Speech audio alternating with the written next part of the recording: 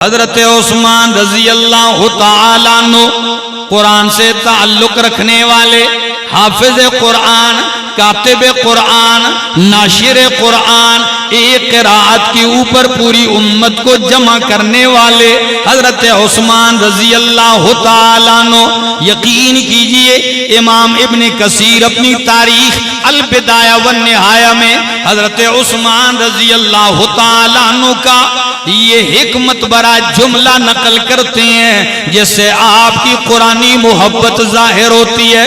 آپ لوگوں سے کہتے ہیں لو طہورت قلوبکم ما شبعتم من کلام ربکم، لو طہورت قلوبکم ما شبعتم من کلام ربکم، اگر تمہارے دل پاک ہو جائیں تو تم کبھی قرآن کی لذتوں سے سیر نہیں ہوگے، کبھی سیر نہیں ہوگے۔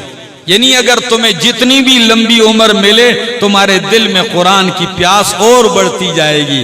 دنیا کی ہر کتاب پڑھو گے، 10 دفعہ پڑھ لو گے، آپ کہو گے بس ہی میں نے پڑھ لیا۔ ایک کتاب ہے قرآن کہ کروڑ دفعہ بھی کوئی آدمی پڑھے تو اس کی پیاس اور تڑپ اور بڑھتی جاتی ہے۔ اور آپ ہی سے یہ حدیث مروی ہے، کون سی؟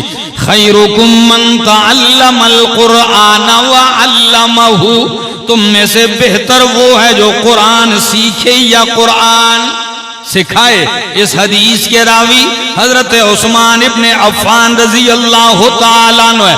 آپ کی اپنی محبت کا عالم یہ ہے قرآن سے، آپ کہتے ہیں انی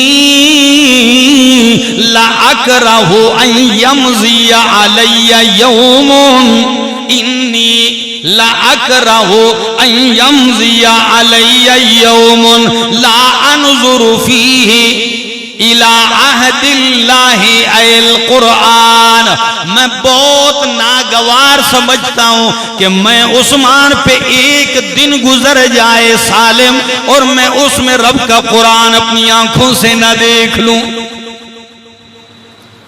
ایک دن بھی میں ایسا گزرنے نہیں دیتا کہ ایسا دن گزرے اور میں رب کا قرآن کھول کے نہ دیکھ لوں۔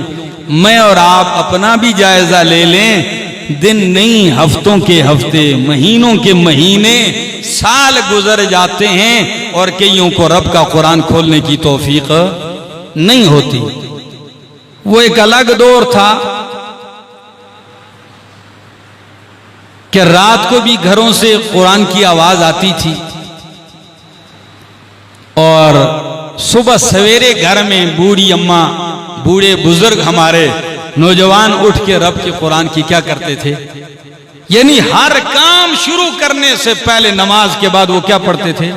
قرآن پڑھتے تھے۔ اور جس کو زیادہ نہیں آتا تھا وہ سورہ یاسین پڑھ لیتے تھے، کوئی دوسری سورت پڑھ لیتے تھے، اس کے بعد گھر کے کام۔ اور اب جب سے جدید دور آیا ہے تو ہم نے سوتے سوتے بھی اسی پہ آخری نظر ڈالنی، نیند آ گئی ہم سو گئے موبائل رکھ کے، اور صبح اٹھتے ہی سب سے پہلے تکیے سے نیچے سے کیا نکالتے ہیں؟ صبح آنکھ کھلتی ہے تو پہلا کام کرتے ہیں اس کو دیکھتے ہیں، ہاں کوئی نئی چیز تو نہیں آئی۔ اب یقین کریں یہ ایک بیماری بھی بن گئی ہے۔